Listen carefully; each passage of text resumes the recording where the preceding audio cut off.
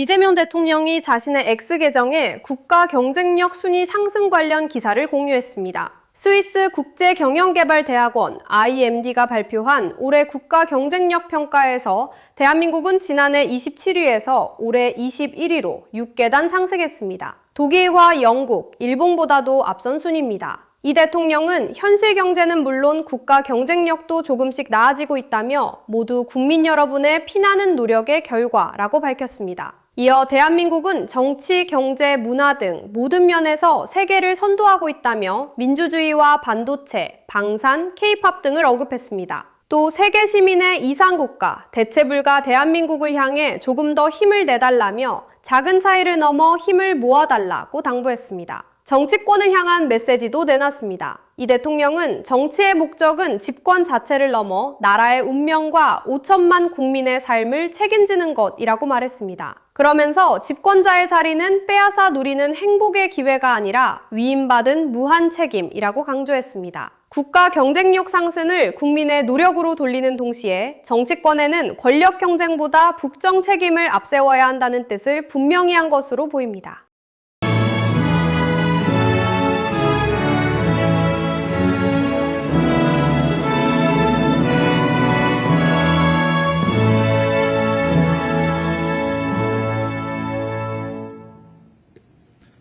바로 모두 자리에 앉아주시기 바랍니다.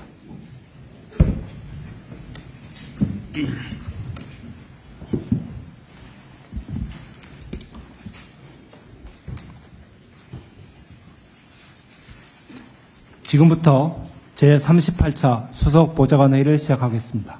대통령께서 모두 말씀하시겠습니다. 네. 중동전쟁의 마침표를 찍기 위한 양해각서가 공식 체결됐습니다. 100일 넘게 이어진 중동전쟁이 드디어 종전의 문턱에 들어섰습니다. 그러나 이번 전쟁이 촉발한 고유가, 고물가, 환율 변동성 심화는 우리 경제에 많은 피해를 남기고 있습니다. 더군다나 호르무즈 해협의 온전한 개통, 또 에너지 공급망의 완전한 정상화까지는 앞으로도 상당한 시일이 소요될 것입니다. 이제 끝이다가 아니라 이제부터 시작이라는 자세로 민생경제 회복과 우리 산업경제의 미비점을 보완하는 데 전력을 기울여야 되겠습니다. 지금 무엇보다 시급한 과제는 첫째도 물가, 둘째도 물가입니다.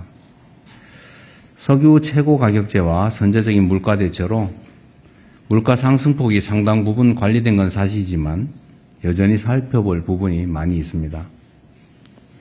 특히 국제유가 불안이 확실히 진정될 때까지 석유류 제품의 가격 정상화와 소비자의 유가 부담을 완화하는 대책을 지속적으로 마련해 가야 합니다.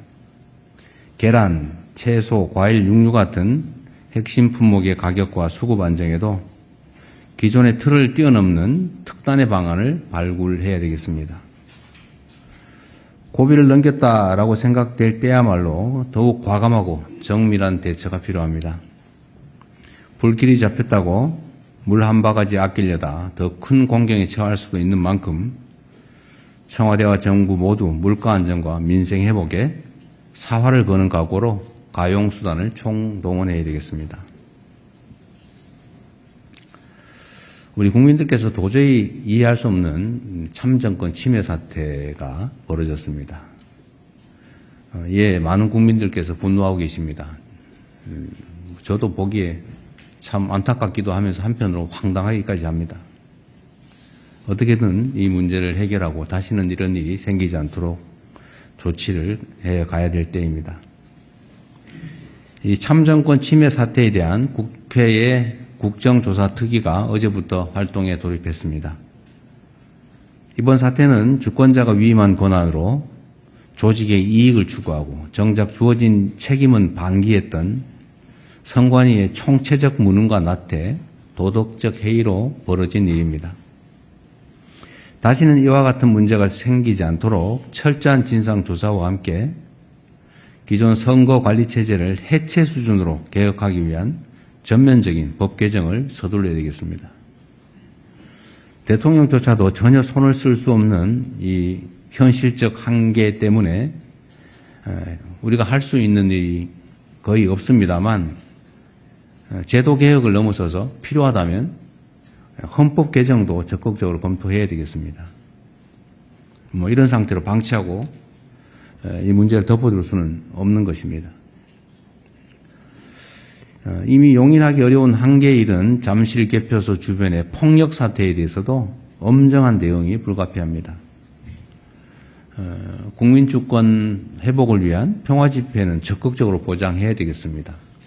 그러나 이에 편승한 불법적인 폭력, 가짜 뉴스에 대해서는 끝까지 추적을 해서 그 책임을 반드시 물어야 되겠습니다. 그래야 집회의 자유도 평화적인 집회도 그리고 참정권 회복을 위한 국민들의 정당한 요구도 제대로 표현될 수 있을 것입니다. 정치권도 불법 폭력에 편승해서 사회 혼란에 부화내동해서는 안 될 것입니다. 그보다는 철저한 진상규명과 근본적인 선거관리 개혁에 힘을 모아주시기를 당부드립니다. 전국적인 무더위 때문에 온열 환자가 급증하고 있다고 합니다.